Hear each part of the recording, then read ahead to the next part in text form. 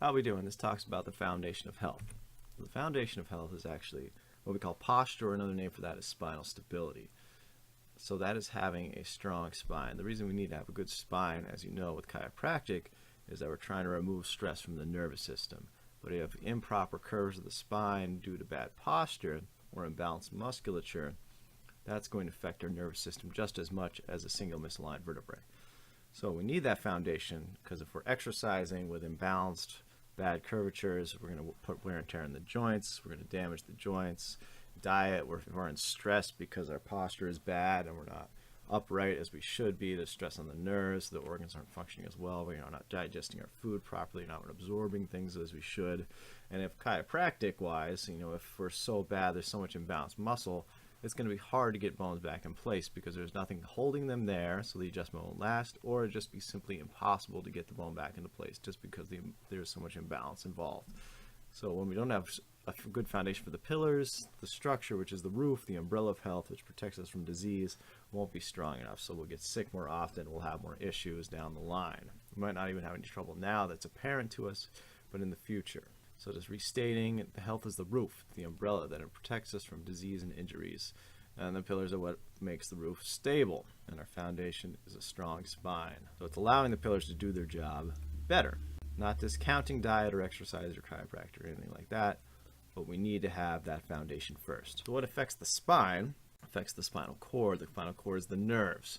They run from your brain stem all the way down, and there's branches coming out from the actual spinal structure, the bones, going to every organ, tissue, muscle in your body. So any stress or direct pressure to the spinal cord, the nerves, could potentially be the cause of any problems and diseases we see today. So the nerve's not functioning, whatever target tissue there is that the nerve's going to is not going to function as well, and there's going to be lack of communication from that target tissue to the brain, because the nerve goes both ways. You got afferent signals and efferent signals, in and outs.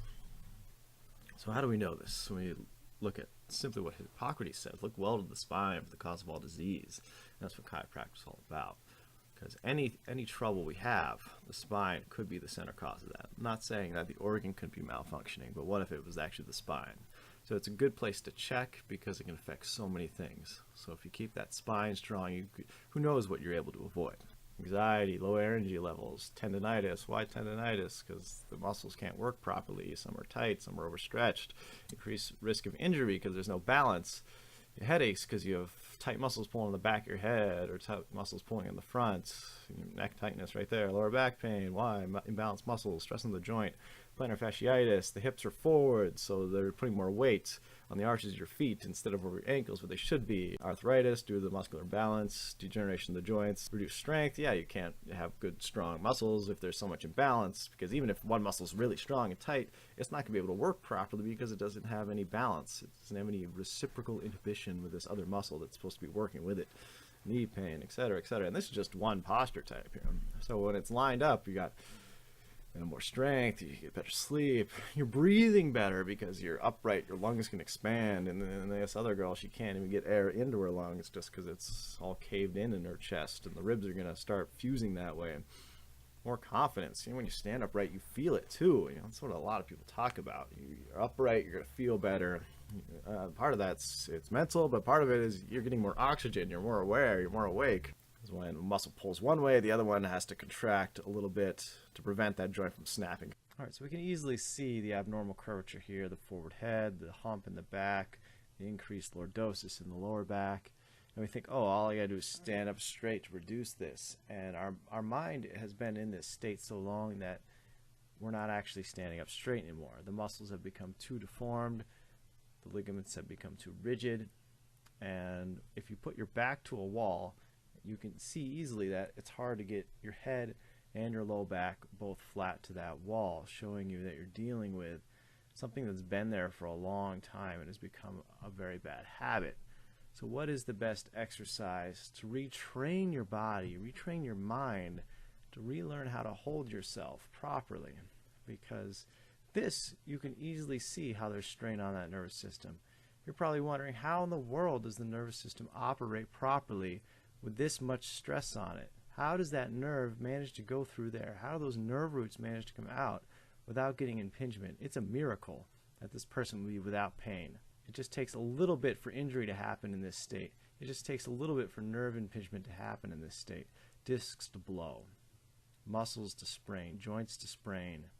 So how do we correct this? Bring stability to our spine so those injuries don't happen, and we don't have to see the chiropractor 3-4 times a week. What do we do? It's my job on the left here to fix the high shoulder, the high hip, or the head that's tilted to the side. But even those things will stay better. They'll stay in place once we have more balance in the muscular system, where those curves, those increases of those curves in that forward head translation or that hyperlordosis or that forward pelvic sway are removed. That spine will be stable, and also those things we see as far as the head being tilted to the side, the shoulder being higher, will begin to be eliminated as well, because it's all about the spine. You can't have one thing affected in the spine without having some other curve being affected, whether it be forward or side to side. So unfortunately, the best exercise I have found and the most useful one I have found to help me correct my posture is also a very tough one. It's called the baby roll, and it combines a couple different elements of a couple different exercises, one being the Superman and the other being the hollow body hold. What you're trying to achieve with the baby roll is total activation of the core. It uses the abs, your neck flexors, your rhomboids, and your glutes to roll you from one direction to the other. And once you're on your stomach, you're looking in the direction you're rolling, so it can help release those tight muscles that cause that rounding at the base of your neck. And since this is such a tough move, even though it looks simple, what you can do is break it up into simpler movements so you can at first learn how to achieve the baby roll. So what you want is, when you're laying on their back, is to flatten your low back to the ground before you even raise your arms or your legs. You want them over your head. You want your elbows straight as you can get them. And then once your abs are really tight and your low back is flat to the ground as much as you can get, it's not saying that you're going to do it right away. You're just going to hold that position if you can. Even that in itself is very hard. You're also forcing your head down flat to the ground. And that's rebalancing those curves, forcing them in the opposite direction, leveling yourself out. And if you have trouble with that, what you can do is you can reach your left arm over towards your right leg while resting that opposite arm and the opposite leg on the ground. We'll show that in a second here. So reaching, we call that a cross crawl, just as best you can. That way you can give your other leg a rest and give yourself a break. If you can't even do that, you can just lay there. Just laying there on the floor helps reduce that bad curvature. It's not like a bed, because a bed you're going to sink into and your head's going to be propped up on a pillow, and it's actually worsening your condition in most cases. The next we got, you can do the Superman. So if you can, try to raise your arms and your legs and just raise your head down to the floor and then up again.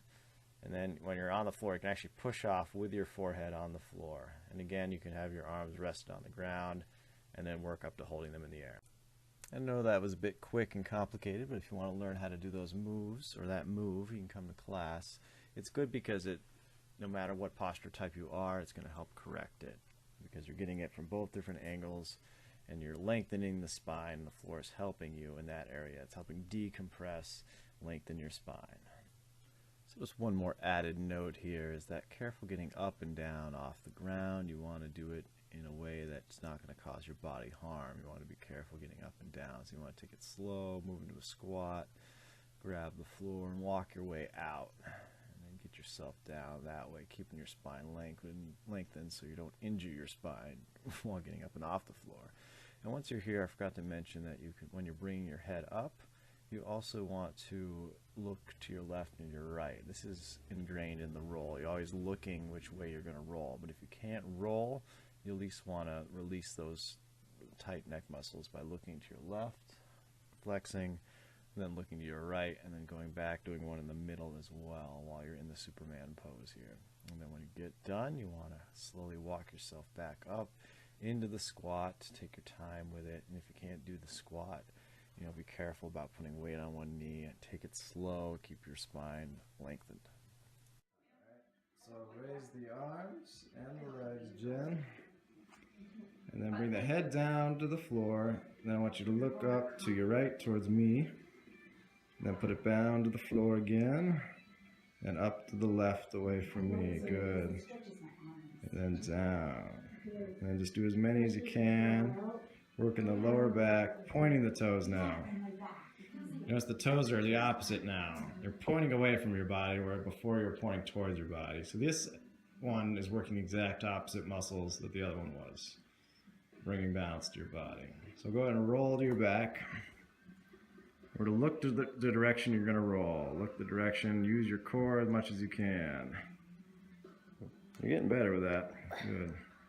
Now you're back into the hollow body position. So when you raise the leg, make sure you point the toes towards you now. Core's tight, chin's tucked in, and you're just holding there. Now an alternate one you can do if you can't raise the legs too much, you can do one at a time. You can raise your right arm to your left leg. We keep them up. Yeah, try to keep your head down on the floor. Don't raise your head. So you're not going to touch it, but you're just going towards them. Yep. Perfect. Just go to where you, as far as you can raise that leg without bending the knee. And then you do switch. You do the right and left, and then right and left. Cross crawl. As long as it's the opposite, you're good. Keeping that core tight, keeping your head down on the floor. Rock and roll. So here's Jen before. Can't get her head back all the way. Lower back can't get flat to the wall, and her chin's tilted up a little bit. This is just after 2 minutes. Head's flatter to the wall, lower back's flatter to the wall. Chin is tucked better.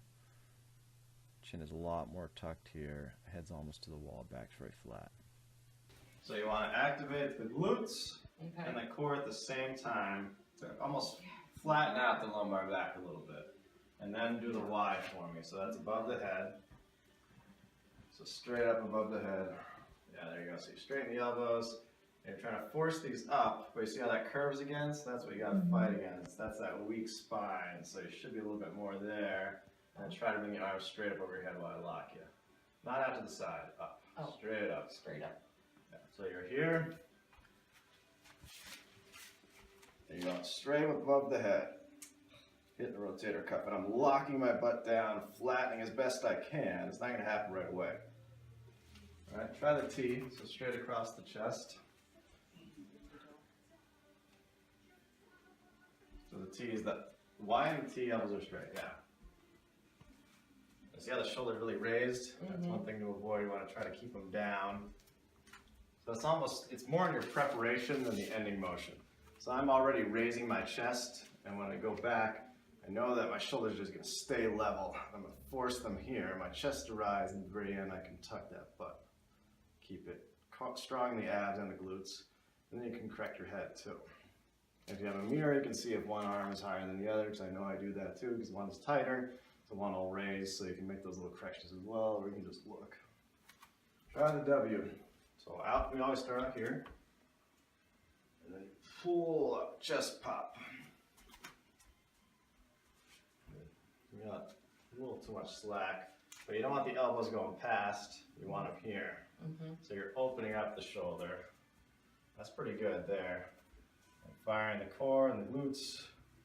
Get rid of that hyperextension there. That's good right there. So it's kind of like a seesaw action. You get one in place and the other one will drop. So you want to try to find a neutral place where you're hitting both. Because sometimes if you're perfect here, you'll notice that your hips are there. So I'm not saying that be perfect every time, I'm just saying find neutral ground. Make sure you're getting a little bit of both. So if you can only get here, but you're tucked there, that's fine. You'll get it eventually. Okay. Show me the L. So L, you're here. Pinching, don't raise the shoulders. Keep the chest up, not the shoulders. And then over the head, 90 degrees. It looks like that.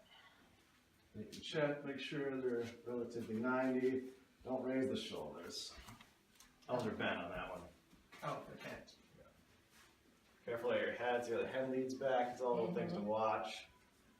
I always think about tapping myself in the chin because that just raises my posture. Those are some little tricks there to help you.